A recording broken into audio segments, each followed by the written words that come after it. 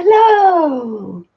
This is like what? We're saying hello to everyone on the screen up here. Yeah. Yeah. Welcome everyone. Hi. Our monthly live session, and I've had a few little things like topics given to me through DMs on what's it called? Instagram. So I might start with them, and then if anyone wants to chime in or give us another topic that like unpacking, then let us know. We're sort of on a boat because we've got it perched on something, so it's a bit better angle for everyone. But anyway, so the couple of topics that we had offered up for unpacking are, number one, chronic pain. And a lot of people think chronic pain means, oh my God, the worst pain ever. But actually chronic pain means ongoing pain that you have to live with and that you have to accommodate your body to, because I've got this pain that I've got to live with. And so there's lots of ways that you can make that worse or better. And then the second topic was parts of self. So especially with this type of thing, we would want to be able to have a configured self that had an adult part that could create a space for a child part and allow them to have the ability to be witnessed and looked after, but in a triangulation of self. So if you haven't got a caregiver, and even if you have got a caregiver, you have to turn up to your own ability to communicate what your needs are and what things are helpful or unhelpful, or where your space needs to go, or what the boundaries are, and all those, and contracting things. So there needs to be an adult in place that looks after this child part that might not have so many words or find ways to communicate that. So those are the two topics that have been offered up to unpack. If there's anything else that people want to talk about today, then let us know. Do you want me to put it on here so you can see them? I can see it on here. Just wanted to see if it's on there. Papa, you can ask him questions too. He's really up for answering. Okay. So is Dexter. So Shy Baby Girl 78 says hi. Hey Shy, welcome. We're really pleased to have you. I'll man the messages for you. Yes, thank you. And I'll just mind my own business. No, don't mind your own business. You're part of it, and people might have questions for caregivers and partners, and you know, we've got a lot to give together. So if you want to join in, but if you're shy, you just say I can't answer that. Okay. Mm-hmm. Okay, I love you. All right, I love you. Okay. Right. Robert says hi too. Hi, Robert. Hey, Robert. Robert's real big supporter with Little Zombie, who's in Ireland as well. Welcome both, if she comes along too. So the thing about chronic pain, and a lot of people can suffer with chronic pain without realizing it, is that you have to accommodate your body and how you look after it. And if you're living with an ongoing niggle, and it can be as little as a niggle that you ignore, your body will turn off those pain receptors and make it harder for you to feel that pain, but actually make it worse in your body. So it sort of switches on and off. And the point about trying to look after pain is to keep your pain gate open. And your pain gate is the ability to feel your pain and look after it. And when you push yourself beyond what you can take, so either because you're not taking pain medications to soothe pain or block pain in a medicated way, or you're ignoring pain and pushing beyond it like a robot and getting yourself to just keep on going, that actively, if you imagine it like a pendulum, swings past, and you're going past what you can take, and as it brings back again, it closes slightly. So every time you push your body beyond what it can take, it swings back a little bit, and each time you do it, and little Tassina said hi too. Okay. Thank you. So you've got to be careful that you're not closing your pain gates by ignoring them. And once you've got a closed pain gate, you could find, like I do, showering. I find showering really painful. So I have to be. And you've got to breathe too. Yes. Every now and again. Let him breathe. So many words. Stop for a bit and breathe, okay? Yes, otherwise I'll do a faint. Yeah, because everyone will be like, what? I'll put on a real show. People might want to get a word in edgeways, okay? Okay. So I'll keep a check on that. Okay, thank you, Robert. Thank you. Just yeah. Thank you. Good boys. No. Dexter's good as well. Yeah. So think about looking after your body in a way that makes sense of how much pain it can feel. And if you've already closed your pain so much that you're ignoring it, or you're able to switch off, which is depersonalization or dissociation, you can actively push your body into a different state that doesn't feel itself anymore. You will end up closing your pain gate, and in 10 years time you'll be like, God, I never used to be this about things. I never used to feel things this hard. And it's actively because you closed your pain gate. So the ways to keep your pain gate open, and you think this doesn't make sense because it's how I used to think about it. The more pain tablets you take, the weaker you get. But actually that's the opposite. The less pain medication you take, the narrower your pain gate will get, because you're actively making your body switch off its nerve system, so that it then overrides it into some worse type of pain that you will listen to. So it actively is the worst thing to do. So if you can actively allow your body to be treated like you would any other thing, by giving it the things that it needs to, and not a drop in the ocean every now and then because you've earned your pain medication, but a standard regulated medication to say, I have to live with this, and I have to tell my body this is how I live with it. I medicate it so my body doesn't get the memo that we're not listening to it, or we're ignoring ourselves. I've got to give it a bigger, stronger message, when actually you don't need to do that, because you're giving your body what it needs. Zombie Little has got Crohn's and ulcerative colitis and IBS. Yeah. So I know what that feels like. Yes. So I have all the symptoms too, but non-diagnosed. So there's nothing wrong, but there is. Yeah. So I can sympathise there on you. That's a whole different kind of pain. Yeah, that's like that is chronic pain. You're living with a body that's in war against itself. And if you ignore it as well, how much worse will that be? So you have to become your own body's best friend. And instead of being war about it and telling it it's stupid and telling it to woman up or man up or do something better, you've got to go, oh, look at what you got to live with every day. And thanks so much for turning up, even though you feel really crappy. And what can I do to help that? I have to listen to the things that help my symptoms, not go against them. I have to help medicate it, not deprive it from things that could help. I have to listen to my body when it's telling me no, or tired, or enough. And I have to make accommodations to my life and go through that mourning process. Like sometimes you have to lose a function because I can't do this anymore. I've got to accept that my body is at this level and it doesn't like that now. I used to be able to when I was here or there or the other, but actually now my body just wants me to understand that it's in too much pain, or it can't take those foods, or it does need rest, or whatever it is that it's telling you to look after itself with. Otherwise, it will actively get yourself worse because you're ignoring it. And if you're not taking the medications like any other condition, you would actively get worse because of it. So everyone, if you're living with chronic pain, and that is just a daily pain, and it doesn't, people get it wrong because they think, oh, it's not that bad. But you might be ignoring the fact, or getting it, or misplacing the fact that it's so much worse than you can feel. A lot of diabetics get neuropathy, and a lot of people that can depersonalize can get neuropathy, where they don't feel their body so much. Their nervous system just switches off, because what's the point of shouting at myself all day because I'm not going to listen? And when that happens, your whole nervous system changes. So instead of feeling pain, it'll give you chicken pox, or it will create a different pain somewhere else, or it will fibromyalgia, or some other thing that affects your nervous system, because you're not taking care of it, you're not listening to it. So it's got to tell you something different. It's got to sing a tune in a different way, or shout it loudly in a different way, or get a new megaphone and tell you differently. And it will, because your body is a clever thing, your nervous system's a clever thing, and your brain's a clever thing. But it doesn't always do the better thing by you. It's trying to get you to hear a message.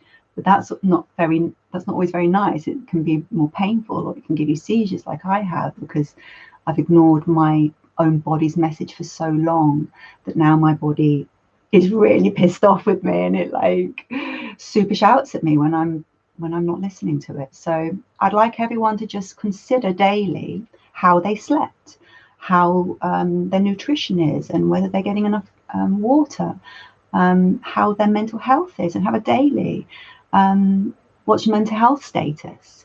that should be a standard question. It is around our home because you have a brain and your brain feels differently from morning to afternoon. And if you just keep checking in on it, you don't have to take it personally when someone is struggling or they're going through a process that doesn't really concern you, but it affects you because it affects them and how they're behaving. Or as little as being allowed to say, I have chronic pain and it affects my mood. And sometimes I just feel really down and it's no reason at all other than I'm dragging this body that's sore through another day that it can't be bothered with. And I'm making the most out of it, but in the end, it wears you down. And being allowed to look after those things and also mourn. Oh, my body can't go on all the fast rides it used to like to, and do bungee jumping that it always wanted to, and all these like daredevil things it cannot. That, like, please don't do that. You'll risk your life and your spine on it, and you'll probably get a PTSD response. And that is sad. So I had to really oh, I feel like I'm losing myself. I'm losing my sense of self because I'm losing abilities and my body's right to play in a way that it feels exciting. But then when you're allowed to go through that process of mourning, oh, that is sad. Well, what would feel like second best? And how can we look after that? Oh, that's sad. Let's have a cry and look after that. But okay, so a girl who can't go and do all these daredevil things, what would be the second best thing that would feel good? And how can we make going to the theme park fun again? Which actually we found through Little Space, because littles don't go on all the fast rides. They go on fun little rides, and they have the pedalos, and they have picnics, and it's made all those things really fun again. And I'm super excited about it again because it's not I'm missing out on all the things. I'm finding fun in a totally new way that my body kind of likes now because it's a little bit easier on it. So find your way to look after yourself and accommodate your body how it is and how it ages. Have you had any Midnight Cloud has said hi. Hey, Midnight Cloud. But everyone else is just watching. Thank you. Okay. So if anyone else has anything, feedback in terms of chronic pain or any other questions on the pain gate and all that sort of stuff, let me know. Otherwise, I'm going to go on to the second topic, which was parts of self, which I think is really evident in this community because we have different parts of self, and being able to navigate and flow with those parts and communicate from those different parts of self, because they're all different knowledges. They have all different knowledge of yourself and your body and how it feels. So your adult self isn't going to feel the same as your child part, and there might be lots of different navigations and avenues to go to navigate because of these different parts. So knowing yourself better in a structure allows you to navigate it a little bit easier. Robert's got lower back pain. He has to deal with it every day. Okay, so lower back pain, actually, there's a lot of really good things that you can do to help loosen up and strengthen your spine with yoga, and using if you're sitting instead of using a chair, using a ball that actually comforts the coccyx area and allows your spine to rock instead of sit on this hard place. But actually living with, I have back pain too, and living with a chronic ongoing pain that affects your walking or affects your sitting and affects your mood, it's really hard work. So it may be that and I know that Robert is a caregiver, so it may be that in your caregiver little dynamic there is a space that looks after that. So how is your body feeling, daddy or papa or whatever you call your caregiver, and soothing that and caring for it and feeling like you're thoughtful about it, and having your little check-in on you in that way can sort of give you a reminder to look after yourself, because you can't pick up your little every day if you're not going to look after your own back. And so I know you're long distance, but metaphorically, even if you're not looking after your own back in a thoughtful way, then you're going to wear down your ability to look after anyone else, because your energy will be low and you won't be giving yourself the same validation as you're giving your little. And to be in an equal partnership, you have to own yourself, your role to other, and support their ownership of their self, so that there's this dynamic that you're all gifting towards and us with an with an autonomous I, 2 eyes, or however, if you're polyamorous, however many people that are within the contract, that are all standing up as a unique individual with autonomy and self-governance. I have something to bring, and I can communicate that and contract with other. But then because of that safety, go into these roles knowing that the others in these roles and these dynamics are looking after each other from their perspective. So littles can look after bigs as much as bigs can look after littles, and giving that thoughtful space of, oh yeah, how would you like your little to look after you? How would you like me to check in on you? What would feel like love to you from your little? And how do you sort of feel like would be good response for that, so that you can keep that dynamic alive and well, so that everyone's in well-being and no one's getting in burnout, and no one's responsible for the others' well-being, but in support of it. And so what would feel like help right now? That is the best and most basic question that can help any situation, because quite often we guess at help and we just think we can't help. So those two things just fail at helping. Whereas if we just say, what would feel like help right now? Let me know, because I would like to. I just don't know how. And then they can give you the idea, or at least know, oh, this is a genuine offer of help. So I will think, what does help look like?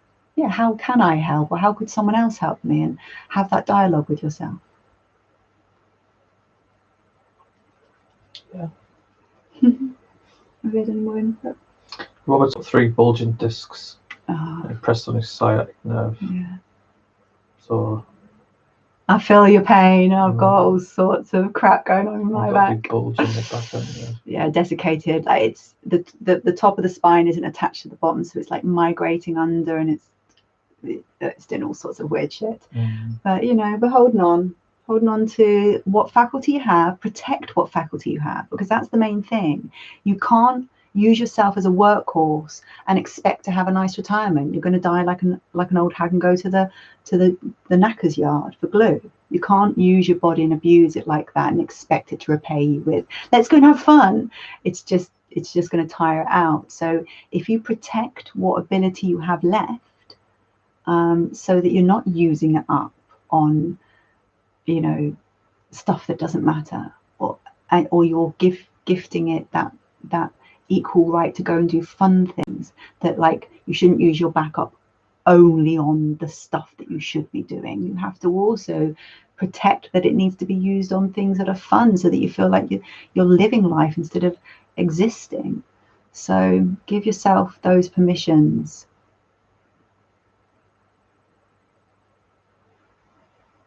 So I'm going to go back onto the parts of self, so everyone can navigate their dynamic or their dialogue of self. So if you just are a little and you haven't got a caregiver, then understanding your dynamic of self will help you make a little space more cared for, invited, and looked after, because you have an adult part that is actively in dialogue with that dynamic, instead of waiting for someone else to fulfill those needs. It actually allows you to say, how can I fulfill my needs, and would I be able to,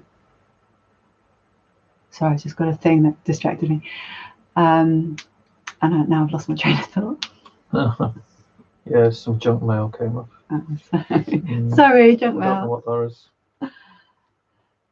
Oh, so parts of self.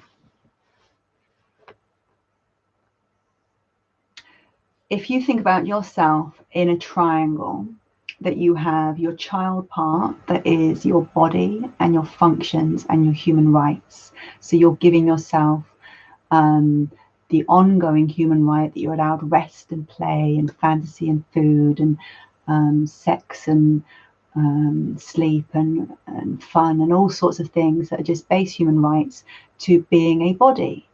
And then you cordon off that part so that it depends whether you struggle as a human being to have a configured self, and if you do, then it's more likely that you would have a separate child part space that you visit that helps you allow your body to become more, I can look after it, I can remember it's here, I'm allowed to be careful with it and thoughtful with it, as well as more ability to play, to be in fantasy and relax into that space of fun where you're not really taking like notice of yourself. You're just into being silly. You just can relax enough to be silly, and you're not self-conscious. So if there is a split in your sense of self, so you're not configured as a full adult that is allowed to play and rest, and also has a adult dialogue that is kind and has a functioning, able, skilled parental adult space that gets all this going in one big thing. If you've not been lucky enough to configure like that, then separating it out and having particular dialogues with each space to see how we can get this dynamic flowing within self and then communicate it to other more easily allows it to deepen, and it gets more functioning then. So if you're looking at your child part space and saying, what do I need to get from this? What's their wanting voice, and what needs care and thought, and actually, you know, what is the spectrum of my little space, so that I can even navigate that, because at one end there might be some sexual play, but at the other end there absolutely isn't, and being able to contract that and work it out with self, what it looks like and how to stay safe within it, either with yourself or with someone else, allows it then to become more flow, and you can actually get more out of it, so that you're fulfilling what your specific needs from that dynamic is. But having a structure of adult and parent in place in your own sense of self is really needed in these sort of dynamics, because in this BDSM type dom sub dynamic, you being able, especially as a sub, and also as a dom, because otherwise you can feel like you're getting it wrong all the time because someone isn't communicating what their needs are, and they feel like they're doing the right thing and they're caring in the right way, or this is what they want, but they haven't quite been able to communicate that well enough that it goes wrong in some way, or there's some kind of difficulty. So having a communicative space with yourself that's kind, so that you're dialoguing with yourself from a parental space that says, I'm going to be empathic with you without judgment, so just tell me about it, tell me what this is and let me know, so that I can then get my adult part to find the skills, to find the props, to find the dialogue, to find the way in which to communicate this to someone else. And then we can make the space safe for our child part to come out playing in whatever way they need to on any given moment, but also direct that play, because sometimes everything can go absolutely right, but still it's not quite where you want it to be today. So can I just direct it back over here? And being able to have that ongoing dialogue and those ongoing check-ins. How's this feeling? Is this okay for you? What's going on for you? Is this direction all right for you? Are we going in are we still feeling safe, or are we going in the direction that you wanted to? Is there anything you want to change in this moment right now? Is there anything that we want to do more of or less of? So you're keeping that dialogue open so that it's staying communicative and contracting. That's the main thing, that you're contracting. But firstly with yourself. You can't contract with another unless you can have those kind dialogues with yourself.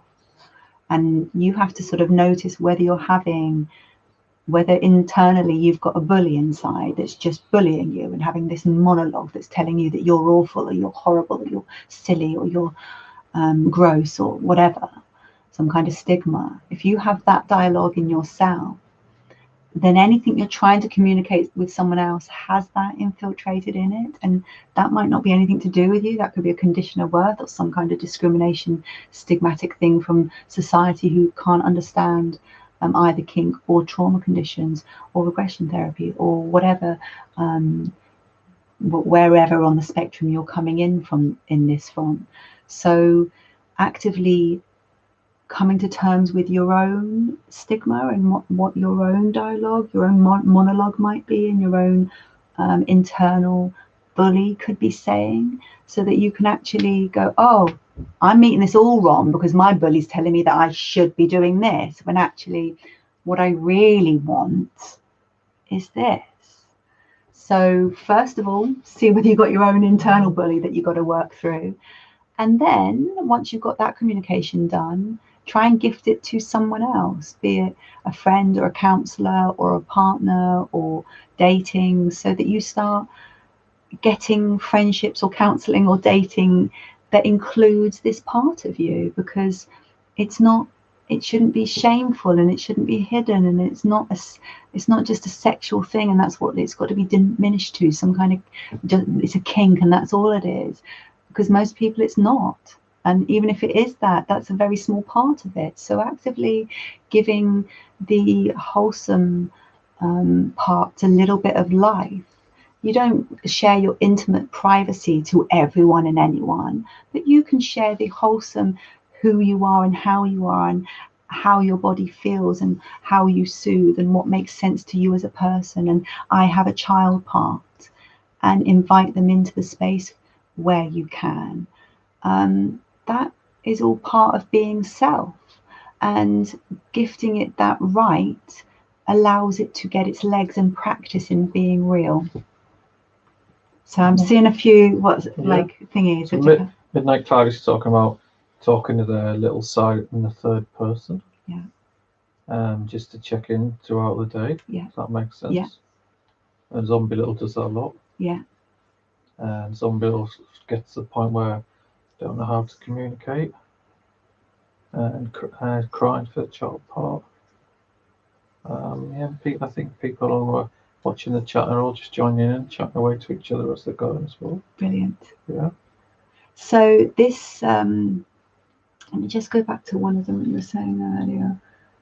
They don't know how to communicate, or the one before, where she's been talking in the third person. Yeah. So a really good idea is to get something small that you can think, this represents me. This probably isn't small enough, but something quite small that you can have in your pocket or your bra or your bag that reminds you have a child part. You're doing work with a child part, and your first childhood might well have been insufficient. So if we're going to invite a child part out, we're going to be super kind to it the second time round. If it's had a first time round that was rubbish, we're not going to invite them out into being mean to them. That would be really tragic. So having a little thing in your pocket or on your wrist. I've got this, one of my lovely people gave me this little space band, and it just, anything that can just remind you that you have a part of yourself to look after, and that requires thoughtfulness and check-ins on a daily basis. You would like, think about it in terms of how long would you leave an actual child on their own without checking in on them? So that's how often I'm going to think about my body and my child part, because that's how often it can just disappear, because my body isn't very good at being a body, and I'm not very good at having a child part, so it can disappear into the ether. So actually inviting it in and checking in on it gives it more right and practice to remembering that, oh, this is what tired feels like, or oh, can't remember the last time I felt hungry because I've been dissociative for so long, or oh, my back is really sore actually. If I let myself feel it, I probably should stop. So that you're able to stay with yourself and your body more fluently and frequently, and giving yourself little reminders is a really good way. And talking to yourself in the third person as if that part is a separate identity, because of course it is. They don't have to go to work and pay the bills and do all these other things. And if we try and conflate it all and mix it all together, none of them are going to get what they need. So we've got to remember that the child part wants child books, and the adult part wants to read about process and all sorts of other things that are really interesting, that are going to help get even further with this child part that doesn't need any of that.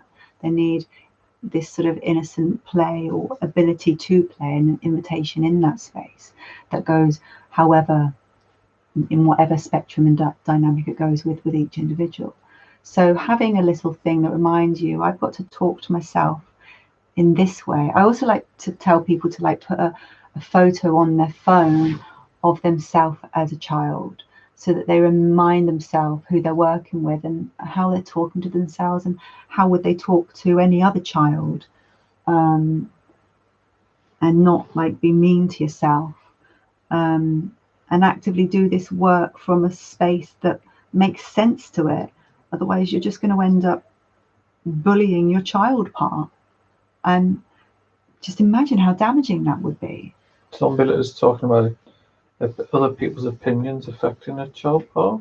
Yeah. So adult part has to protect it. Yeah. I think, and it's not a kink side. It's who they are. Yeah. Then mum makes comments on it, but I deal with it. Yeah. The comments are going up so fast now. And then you've got a package in the post. Can't wait for you to receive it. I think that's for you. Maybe, unless it's for someone else. I don't know. Maybe I'm claiming someone's package. Sorry. There's lots of people now waiting for a package.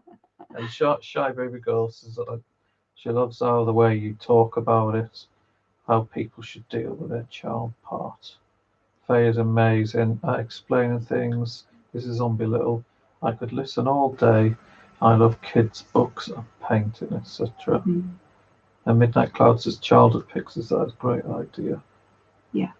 And Shy Baby Girl loves Mr. Rogers, but also true crime documentaries. Yeah, me too. More true crime murders documentaries. The longer the series of dragging it out of arresting the criminal, the better. Yeah. Yeah. We like all that. Yeah. Psychological stuff. Zombie Little tonight, it's coming for you. So that's for you. Oh yay! I'm super excited. Thank you so much.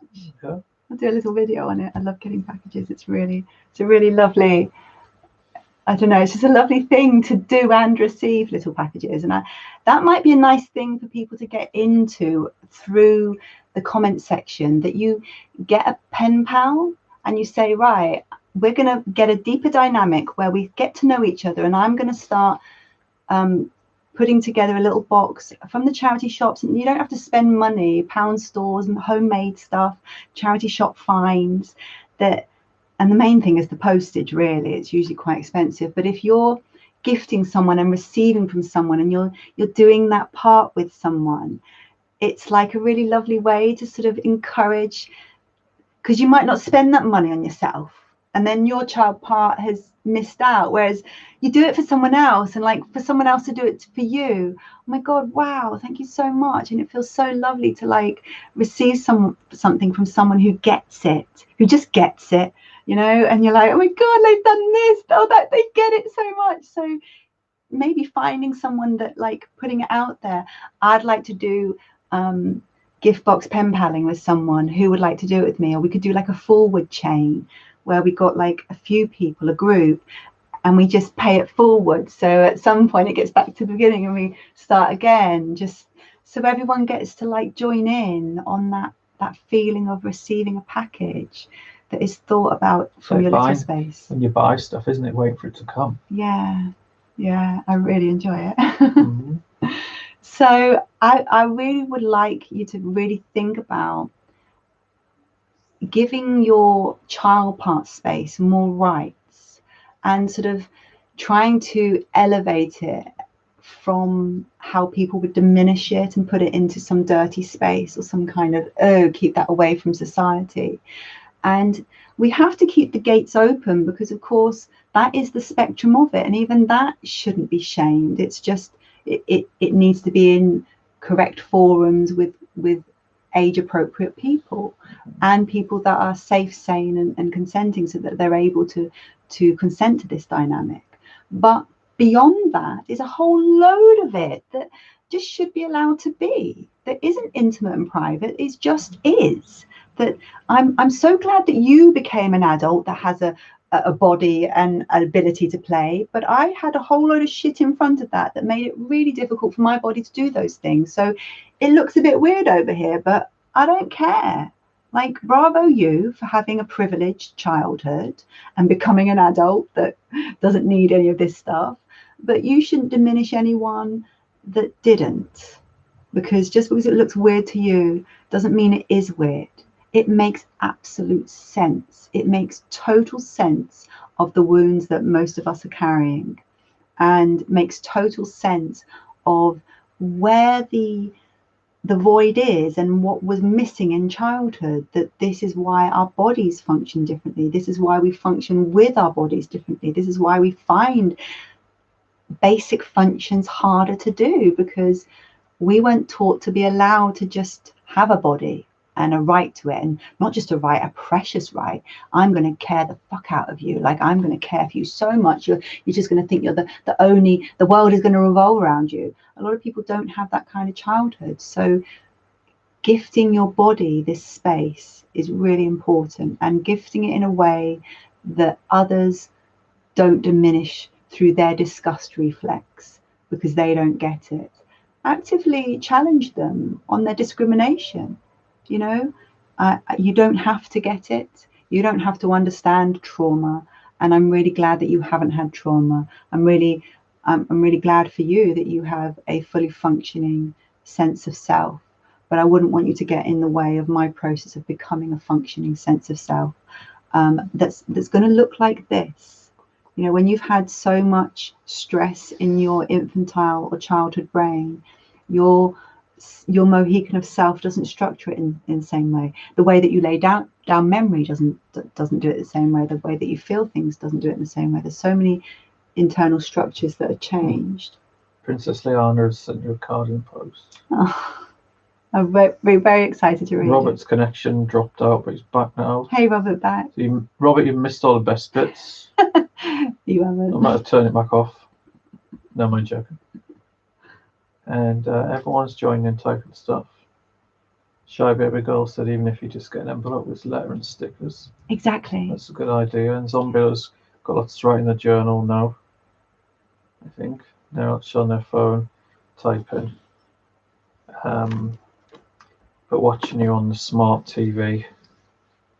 That's how we watch YouTube, isn't it? Plug the that's what's it called? The stick. Oh. Watch it on YouTube on the stick on the TV. Yeah. But now you're watching it on here, and this is like delayed. So I'm getting it like 2 seconds after you Right. on here. So live is like maybe not quite live, maybe. Yeah, there's like a couple of seconds delay. Yeah.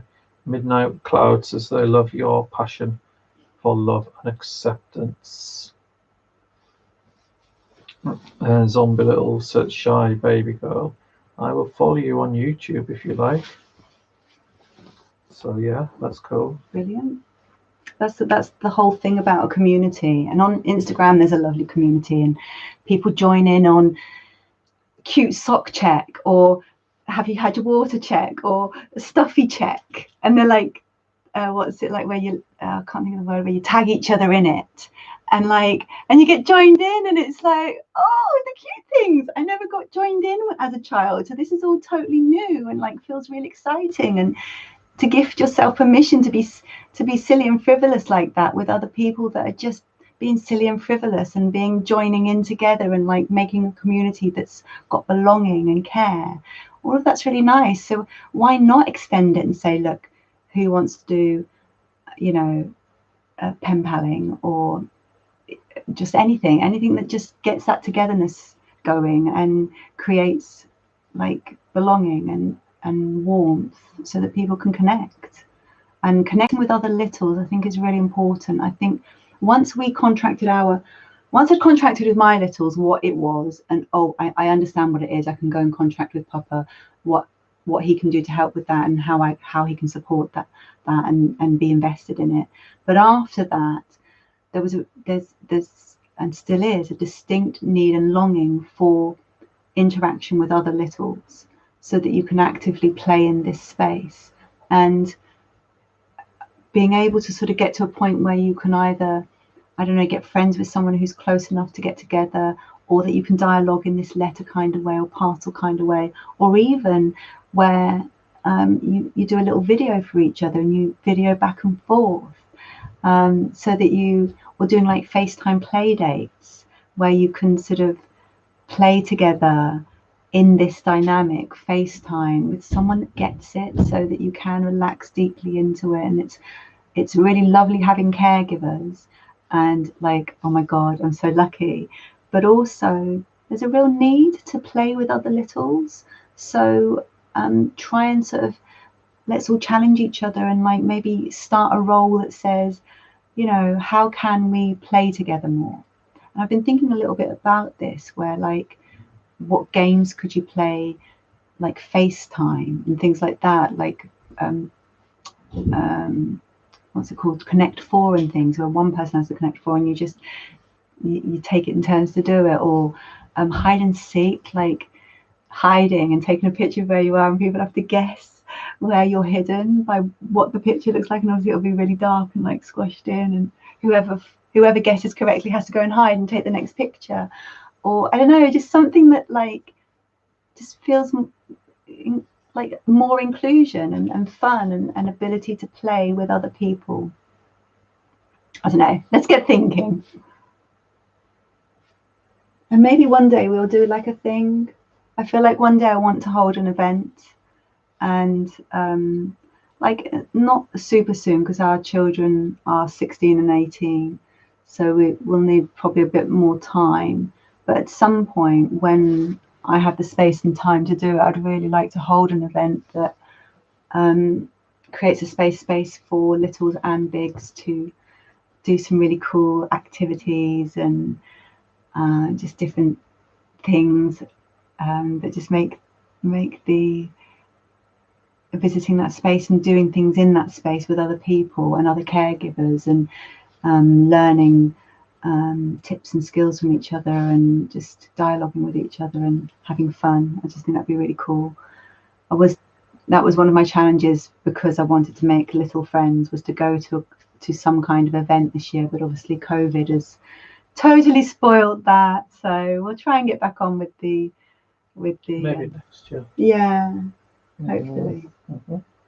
We'll make it like a challenge of ours that next year we'll go to an event somewhere. Yeah. Any other dialogues? People are just getting on like Instagram and TikTok and stuff. I have got TikTok. I haven't done anything on TikTok, but I mainly watch TikTok on YouTube, compilations of TikTok, which I think are they're a really cool way to just relax and find you funny. If you just find funny ones, dog ones and just cute baby ones, it can just change your whole chemistry of your body. And you've got to remember, when your body chemistry is changed, either because you're upset or you're angry or you're frustrated or you're tired, it takes 40 minutes to an hour for your nervous system to reset itself. So doing something that aids that, like a story time, or watching a funny on YouTube for 10 minutes, or going for a run, or doing like even just 10 squats and 10 press-ups is enough to change your body chemistry, to confuse it a little bit, like, oh, why are we doing press-ups when we were upset? Oh, okay, are we not? So okay, we'll leave it then. And it just does enough to change your body chemistry back to sort of a well-being. I've got a question for you. Oh yeah. If you wanted to talk about how to deal with negative parental figure, examples, one that hasn't done their own work on themselves. Now, can I clarify whether this parental figure is like an actual parental figure, or your caregiver being parental figure? Because it would be slightly different.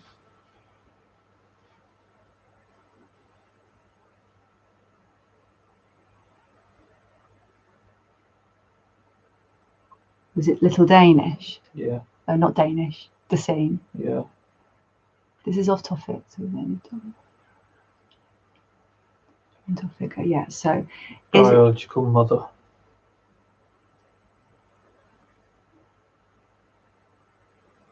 It's actual parental figure. It's Kitty. Is it my kitty? I don't recognise your thing. I don't know whether it's my kitty or not.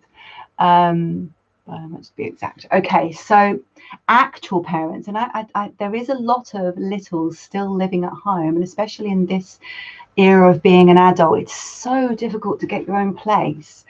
So having your own autonomy and self-governance and space to be respected is really difficult, because you still live in their home and it's their rules and you're their child, and how you are a son or daughter, they still feel like they have some kind of ownership over you, because they've had so much ownership over you up till now, and you haven't left yet, so that dynamic hasn't changed in any way. So you confronting them about it is all a bit like, oh, where's this come from? It's probably because they don't clean up after themselves in the kitchen. It's coming from a parent. If you live at home with your parents still, clean up your own mess, and then you'll find these are all adults probably cleaning up after themselves. So we're not talking about teenagers, we're talking about adults.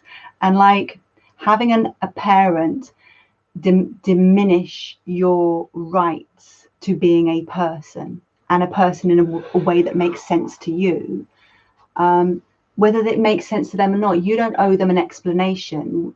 The further you become into adulthood, the less explanation you owe them, and the more equalism you have. They don't owe you explanation of their intimate details and their privacy, and you wouldn't want or expect it. So why is that role reversed from child to parent? So putting in that dialogue that says, I live at home, but I'm now an adult, and I need us to have a dialogue of respect. So what is it that you want me to respect? So I can get it. Okay, I can get that this is your home, and if you want the kitchen left tidy, okay, I can do that. Great. Yeah, so they're an adult, and they visit their mother sometimes and stay with them for a week or so at a time. So that's even harder when you just go and visit, isn't it?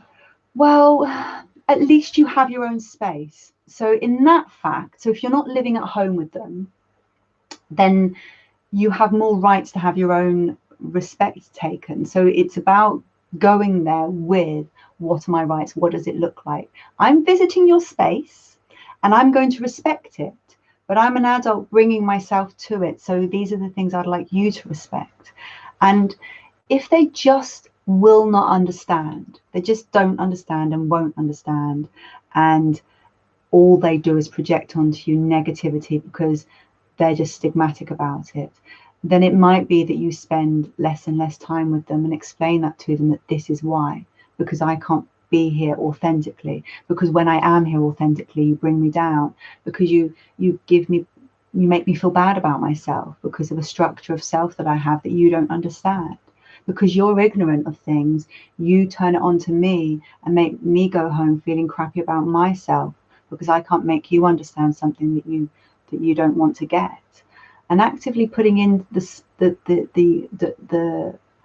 verbal, the words that say, this is me looking after myself. This is not me trying to push something onto you and make you uncomfortable.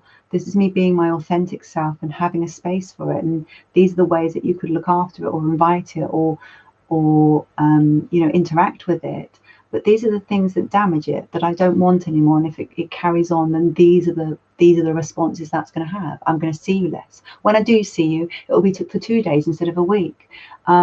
If you do this, I will leave. When this happens, it creates this in me. So that'll be the end of the night until the next day. And if it happens the next day, I'll probably leave. So that you start looking after the fact that, you have a structure of self that requires respect and requires care and thoughtfulness. And if your parental people can't do that, then they're not loving you without conditions. Their mum is so negative, they get anxiety when she even calls up. Yeah. And moved out at 18 years old, and mum still likes to control me. Yeah, that's more on your mum, isn't it? Yeah. Her own issues, her ability to cut the cord. Yeah. And it's just a case of keep putting in the habit. I don't think it would matter what you were doing, that's your mum's going to behave like that. Yeah. If she's going to have that control of you and think she's entitled to it, then she's never going to think she's wrong. So it's up to you to adjust your expectation of her. My mum can't get this, so I'm going to stop expecting her to. I'm going to start boundarying how much time I give her, because I want little space. How many days can I go without little space? That's how much she gets from me now. Or actually, I don't want to spend this weekend with her because I've got a little space thing planned. So you're gifting your parents what they haven't earned gets less and less. And if they don't earn it, you end up hardly giving them anything. But if they start earning it, then, oh, well, then I can spend more time with you. And thanks for understanding that. And I do appreciate that this is a weird thing to get your head around, but it's really lovely that you're trying. And it just gives them that space to maneuver and gives you those boundaries to say, I don't have to do this with you. We don't have to have an adult relationship. You have to earn that from me. Our children, like, we ask them all the time, especially in this teenage years where you're gifting over their own parentage. At some point, we should be done with parenting them. We should just be their mum and dad. And us respecting their right to become their own adult in their own governance, and respect from their perspective how things feel, not how we think they are, because we're the adult. It's so disrespectful of their space to become. So if you haven't got parents like that, then you have to boundary how much you give yourself to them, because they're not seeing you. They're seeing you're not being the daughter or son I want you to be. And then you go home with all these feelings about how bad you are, when actually you're not bad at all. You're just getting projected upon by someone who thinks they're entitled to own you. They're not. This is your life, and you should make sense of it in the way that makes sense to you. And if they can't respect that, then that's their work to do. Done. Just keep boundarying that if you can't do the work that you need to do to meet me as a human being in adulthood and respect that, then we're going to have less and less relationship. I'm sorry. And that'll be on you. Yeah, that's so true. Because they moved away. Sister and brother live across the street, so their mum knows all their business. Yeah, that sounds like it's on your mum, isn't it? Yeah. And there will be siblings that do the golden child thing because they're invested in it. It might work for their life. They might be getting babysitting or cash back or extra help because they're finding adulting hard, and they don't care that they have to sell their soul for it right now. But one day they will. One day she'll ask too much, and they'll think, oh, I didn't think I owed you that because you helped me with this. And the transaction will get harder and harder. And at some point you should have some siblings who are on your side. But every child has their own growing up to do. And sometimes becoming your own adult takes longer than with other adults. And some children remain children for longer and need their parents for longer and are almost feel secure being parented for that bit longer and not having to think for themselves. And it's just a transition, and it takes a different amount of time for different people. So try not to take it personally that your siblings aren't at the same place as you, and also that they might not ever be. They might not have the skills to be autonomous. They might not have enough sense of self to go and live an authentic life. It might be enough for them to exist under the wing of your mother's expectation of them, and that's enough for them. You know, it's not enough for us. When you're a deeper, more empathic, authentic person, selling your soul for nothing just gets harder and harder, and you want to protect more and more your life and lifestyle with people that respect it because it's precious, it's authentic. I've worked hard at this, I've earned this space, this is so precious to me. I'm not going to let you come in and destroy it just because what, you don't get it. I don't give a fuck that you don't get it. Don't go and get it somewhere else. Don't do that around me. And if I am around you, I'm not going to be throwing it down your throat, but I will want to be seen as a human being. And that means that if you are, I've got really complex PTSD, and you can trigger my child part out without me even having any kind of control over it because you'll cause a seizure. And that's for me to look after and own. And if I don't give my own body respect to say, you're triggering me, or you're giving me a condition of worth, or you're making me feel bad about myself for something that I have no control over, or you're rape culturing my childhood trauma because you think it looks weird in adulthood. Stop doing that. It's disgusting. That's offensive. And the more rights you have to protect your own child part and think of them as an entity within that, not on my watch are you going to bully my child part for the second time. No, that's not going to happen. I'm doing this to repair, not to go through it a whole second time in another realm of identity. We have to be really protective of the space. Yeah, and people talking about setting boundaries. Yeah. For people.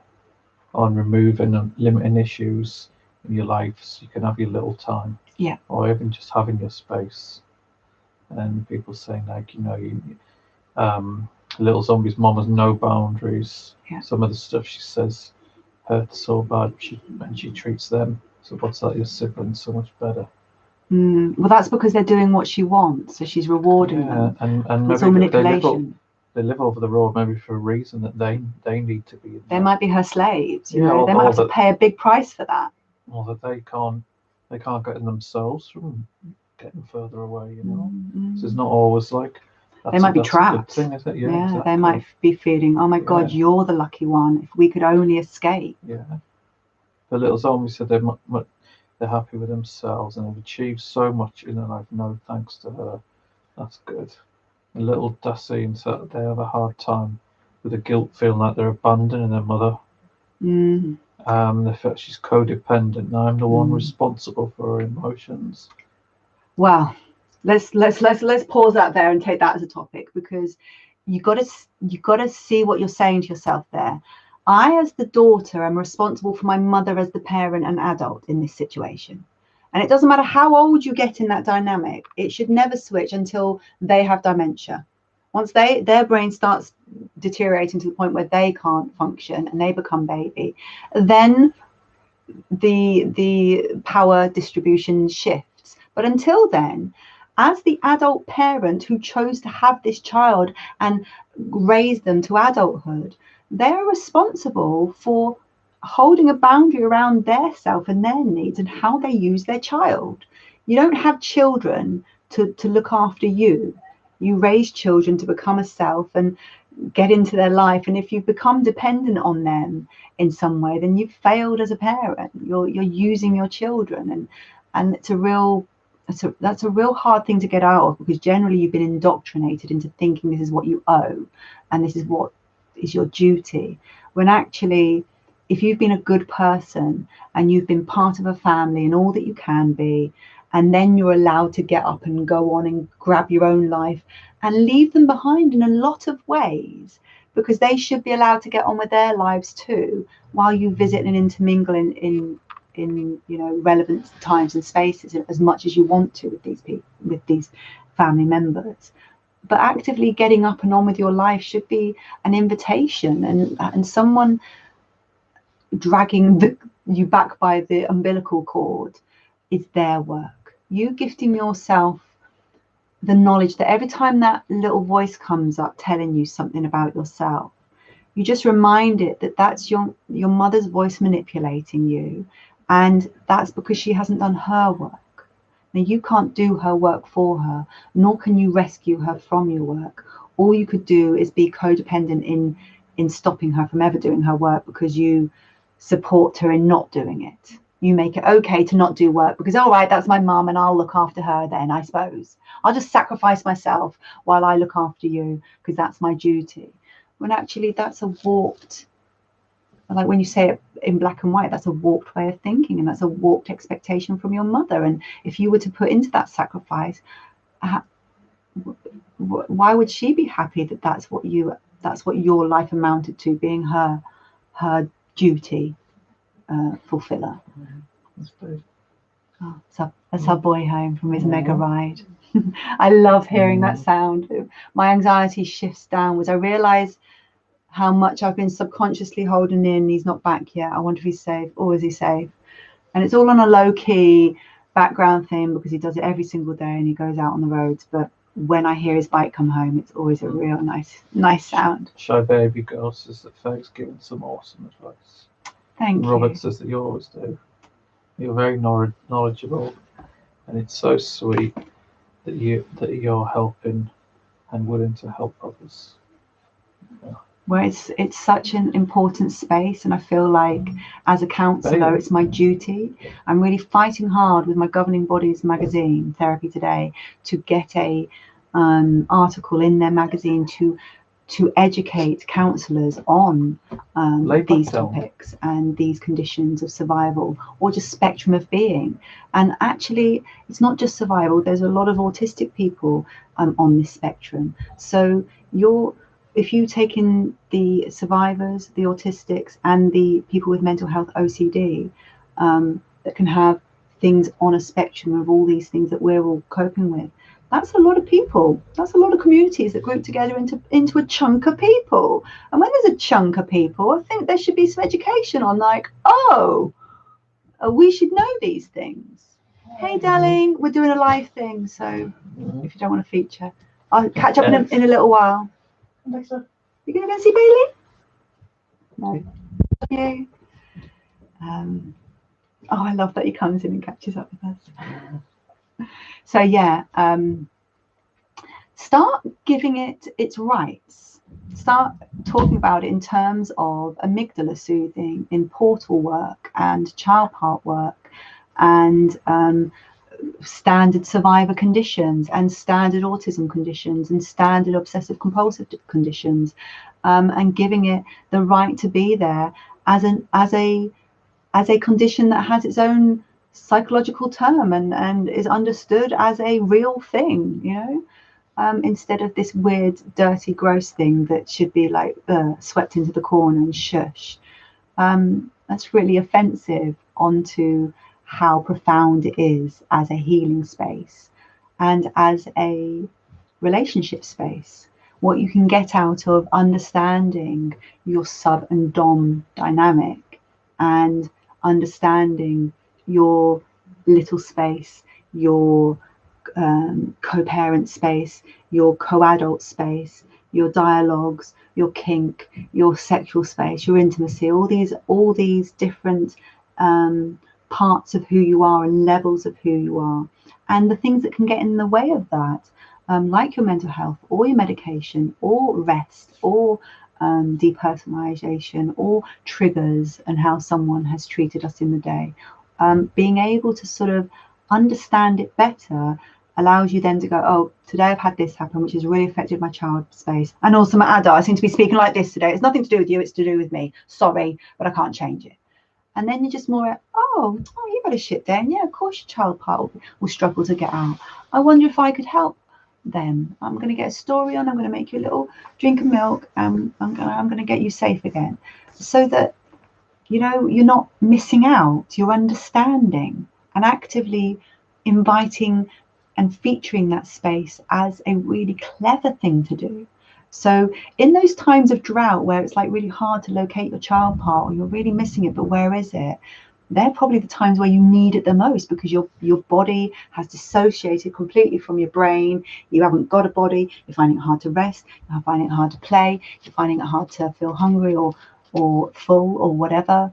And actively seeking out those spaces in a way that invites in little breadcrumbs and put out a little petals to show the way back to the space.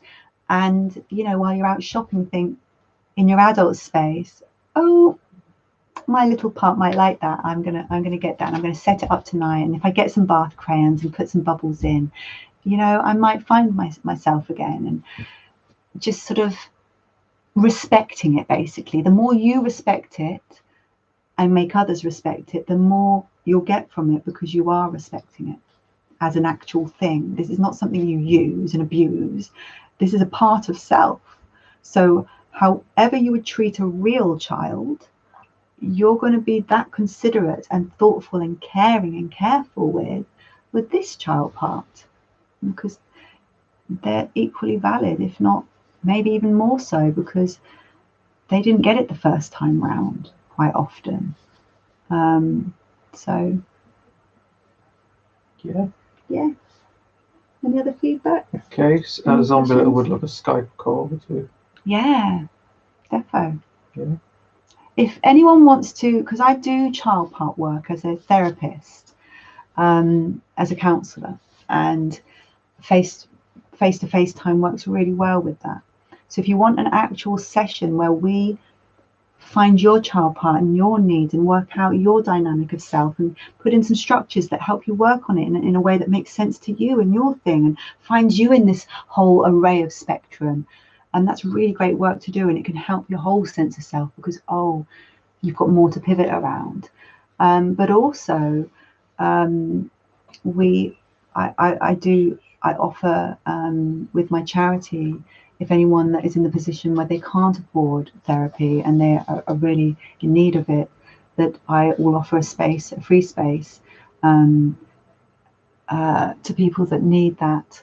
So either way, if someone wants to work on this space, then there is a way. But also, I've got a lot of therapy bubbles. If you look beyond the little space playlist, there's a therapy bubble playlist, and in there's a whole load of different things to do with the structure of self and to do with process of self, and also specifically child part work, and your amygdala and soothing and all those sort of things. So there's lots of ways that you could visit this, either with me or without me or with someone else. So yeah, anyone who wants to do that, get in touch. And also, of course, I've written my book, which takes you on a process of becoming yourself, then validating all your roles, then authenticating your life, and then takes you through a like a what do you call it, where you are the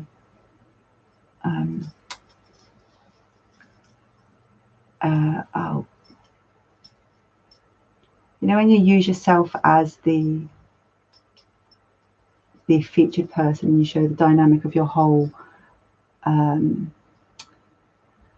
becoming a self, structure of counseling, unpacking, and then restructuring yourself like I can't think of the word, but anyway, case study. Case study. Case study. Yes. Someone's just said. Oh, well done. you beamed it into my head. A case study of my life, so that then you can see, not that my life is going to be like, oh, that's my life. It's going to be like, oh, now I've seen a case study from A to Z. I can now make sense of my own A to Z. I can, now that I've seen the structure, I can go and put that in on any person, including myself.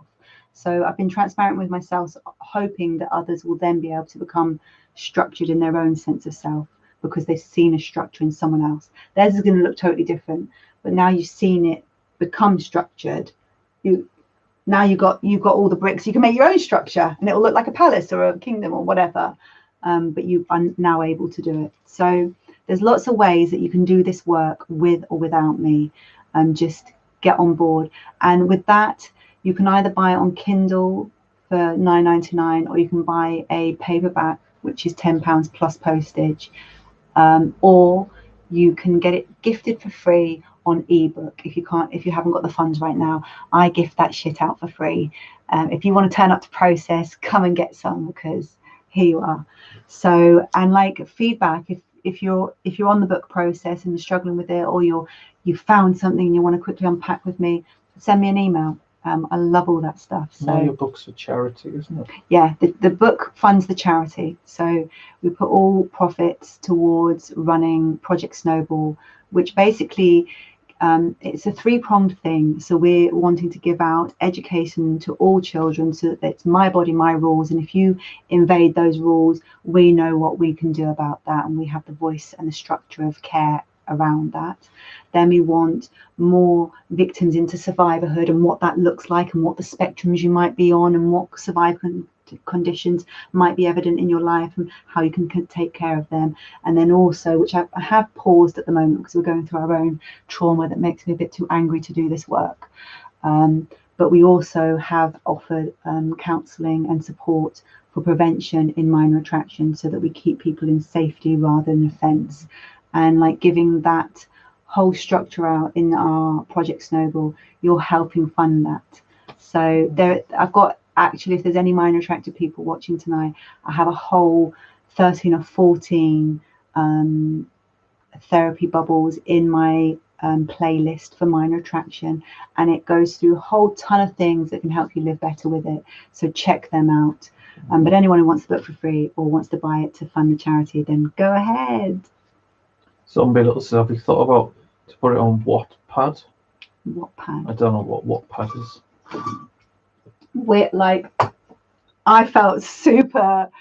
I was more pleased with myself that I got it on Kindle than I was at writing the thing. Like, I wasn't that proud of myself for writing it, but once I got it on Kindle, I just like, oh my God, look, I've got it on Kindle.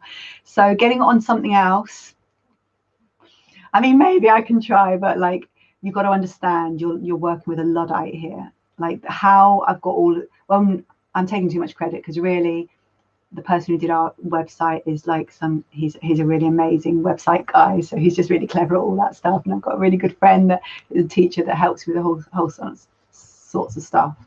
So like doing technological things is basically beyond me. I'm dyslexic. It's an app that has free and pad books. So it makes it read it easier or something? I don't know. Maybe if it's when you're giving it out free, you can put it on that. Yeah, I don't know whether my free copy is easily readable. It's on I think it's on a... It's free for a reason, isn't it? You have to make it a little bit difficult. Yeah, you I haven't done that. You can read it on one massive sentence on a Word document for free. No, I haven't done that, but it like I can only do what I can do. But I will look into that, because if it's easy to do, then it might be... Yeah, if it's just a case of transferring it over. Yeah. So, Ruth said your book sounds really interesting, and then she also just said she'd be happy to help you with it with Wattpad if that interests you. Fantastic, yes. So it's an app on your phone for your read books. So it's probably a bit like Kindle, but Kindle you can you have to use like a third-party app to be able to transfer stuff that's not on Kindle onto your Kindle. So maybe putting it on something else. It's probably just the thing that you upload it into, maybe, and then you can use it to read it better than like trying to read it on a Word app or something like that. But that's a bit confusing. I think we had it on a Calibre app that you could use that to upload on a Kindle, but that only worked on the old Kindles where you could like add your own files to them. But we're not very technical, so I wouldn't really know. But yeah, so it's on your browser. So, but we'll have a look into it. Yeah. But if it's difficult, then we like end up getting divorced if we can't do it. We're not good at that stuff. Yeah. We're like, let's stay friends and give up on this. No, the laptop will go out the window. So no, maybe. Yeah. We'll see. Let's see how you get on. Yeah. All right. Any other questions or feedback? No. So is there any other topics that anyone would like to unpack or go through today? We've got another like 10 minutes or so. We usually do about 90 minutes. But if everyone's getting tired now, then we can close it down. How are people feeling? How are you feeling, Papa? Yeah. How's your throat? It's dry. Drink some water. I've just had a drink now, yeah. It's just really dry.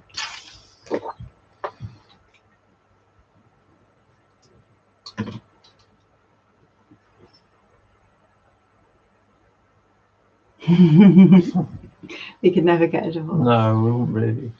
We just throw the laptop out the window. Yeah. We sometimes get like stressed, and we're able to accept each other's ways of being stressed. And I think that's really key, because when you take personally someone's body getting stressed, you can get really upset about it, and you can start thinking they don't like you, or it's something to do with you, when actually you're just taking personally that they stress out like this, and it's nothing to do with you. It's just their levels of stress. So once we got to that ability to not take each other's stress mechanism personally, you're more able to say, oh, I notice you're stressed. Is there any way I can help you with that? The only way that doesn't work is when we're stressing out at the same thing, like the tent, putting up the tent, getting technology to work. Those, we are equally crap at that. So we then equally get stressed in different ways on each other, that we can like almost do as a pantomime now, can't we? We can have our pantomime of being stressed without taking any of it personally, and like call each other all the cunts under the sun, and then at the end of it be laughing at I'm sorry about the thing I threw at you halfway through, like oopsie. When I say throw things, I mean like words. So you're more able to take the fact that this is a human being, and sometimes they get stressed and it's not personal, and if we're not being personal with it, then we can all be looked after. So yeah, we're not getting divorced. No, that's fine. Robert said it's wonderful how your kids and Papa support you.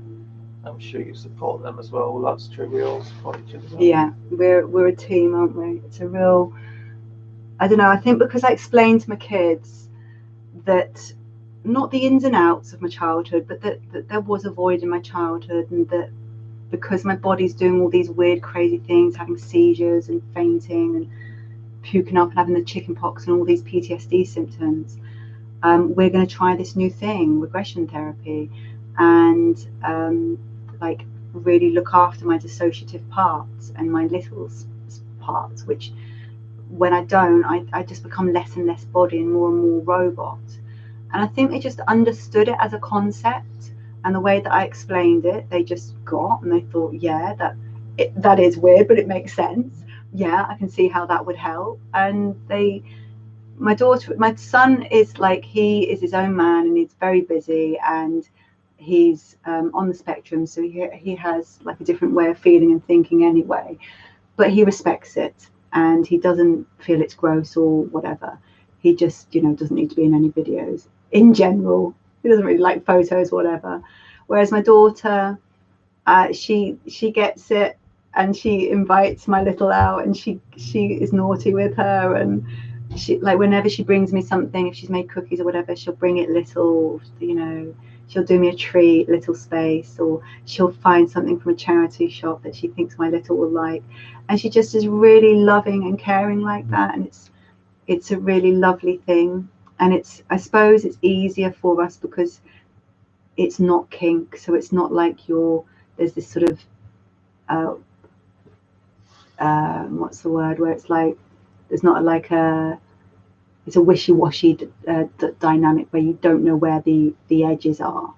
And so then you could be thinking, oh, is this involving minors in kink, or am I going across someone's consent to be involved in this? So if you're in a dynamic that involves kink, I think separating out and having different clothes for different parts and different words for different parts and a totally different dynamic for the different parts of it, then you're more able to have this part that can be shared with usual people in a usual way, because it's not needing consent and adult space. It's just a thing that makes sense away from that. So depending on your own dynamic and what's going on there for you, what I would recommend is that you separate it out so that there is an intimate private part that only your intimate and private people get to know. And then there is this generalized self part that is authenticating of your child part that can be shared in a usual and general way, in your average way of being self, so that you don't have to hide it and feel like you're being bad in some way, because you're not. Like, being a self that has a little isn't weird or kinky or strange. It's just a way of being self, and it's a way of relating to self, and it's a way of having an alternative reality in your own body so that you can become more self.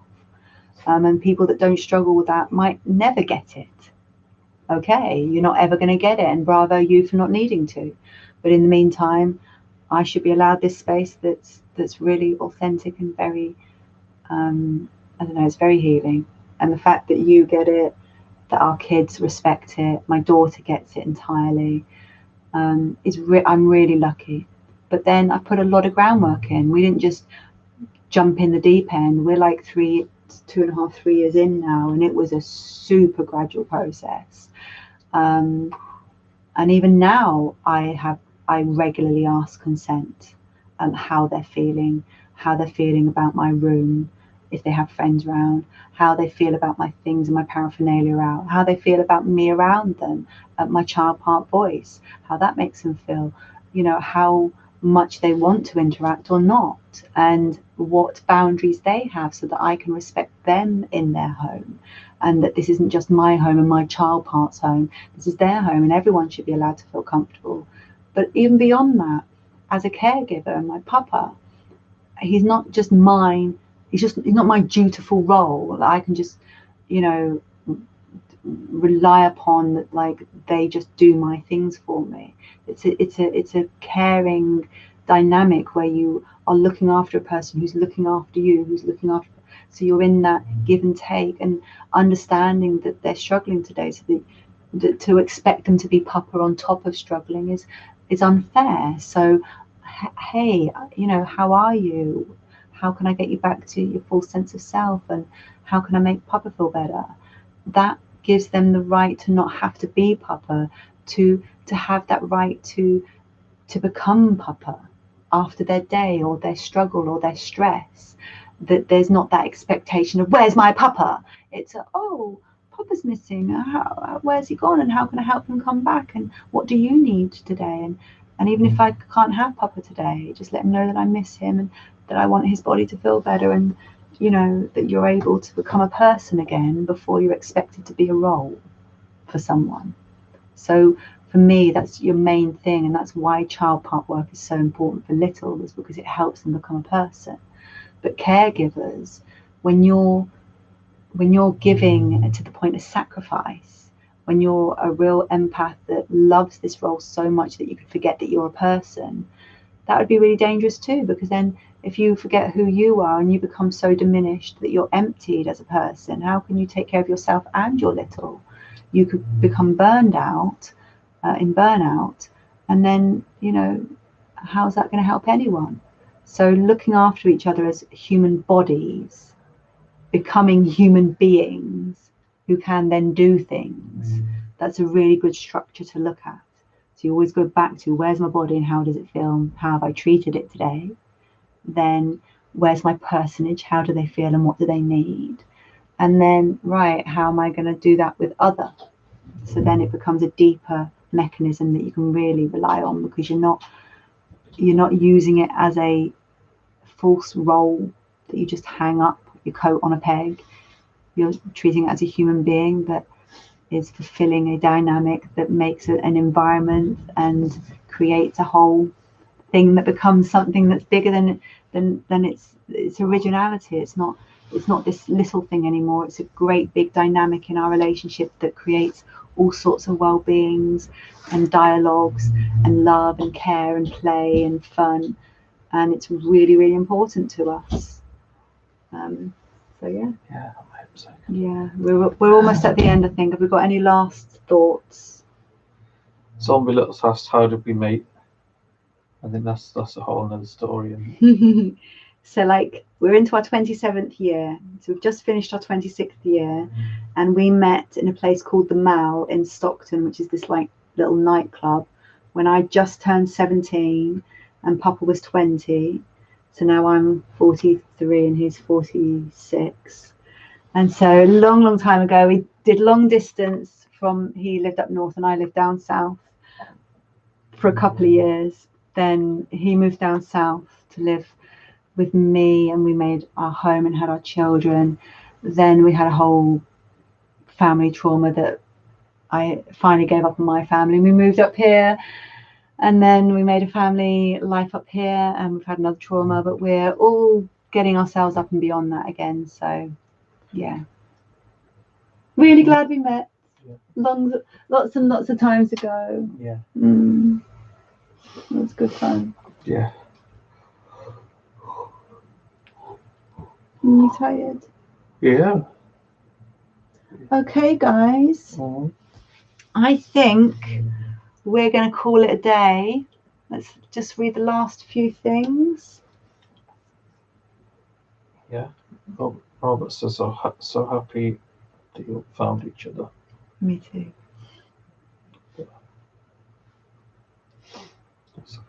Okay. So thank you so much, everyone, for joining us and being really good sports and gifting up topics and chatting with each other and making bonds and safety and community. And I really want us to like spearhead this and get brave and get tight knitted and feel like we've got each other's backs, and that we can make some real fun together and some real safety together and some real education, and we can elevate this whole community and its whole spectrum, so that there isn't a dirty end and a clean end. There just is, and it's all respected in ways that make sense to it, and gifting that its spaces is a really important part of that, but actually widening those spaces to include the general public when it's beyond the intimate private stuff, actively inviting the general public into the stuff that would make sense to anyone. You know, I think that's why a lot of people, when they have children, start story time, end up like getting really soothed by reading their children's stories, because it's actually just a really good thing to do. And once you're able to explain it to people in a way that makes sense, they're more able to digest it and respect it, and respect that you have it in your life, and probably even maybe be a bit jealous and think, oh, well, you know, I don't want it all, but there's certain bits of that look really yummy, and like, how did you start this, or how do you do that, and what do you do when this happens, so that we just get more able to dialogue. Okay, so thank you everyone, and we will see you again on our next live space. And in the meantime, if you want to get in touch, autonomycounselling@outlook.com. I'll put it in the description when it finally loads up on YouTube, or on Instagram, Rebel Gemini, or through my charity Project Snowball. Just get in touch, and we love all this stuff, so the more the better. And if you've got any topics, everyone said thank you everyone. So if you've got any topics for next time, just get in touch and let me know, and we will start off with those. Okay, bye everyone for now, and we'll see you on the next live therapy stream. Bye. Say bye, Dexy. Bye. Go back to sleep, Dexter. Yeah, you just slept through the whole thing. There's no point waking up now. Yeah. You've missed it all. No questions for you, huh? No, go back to sleep. Yeah. Okay. Bye, guys. Lots of love.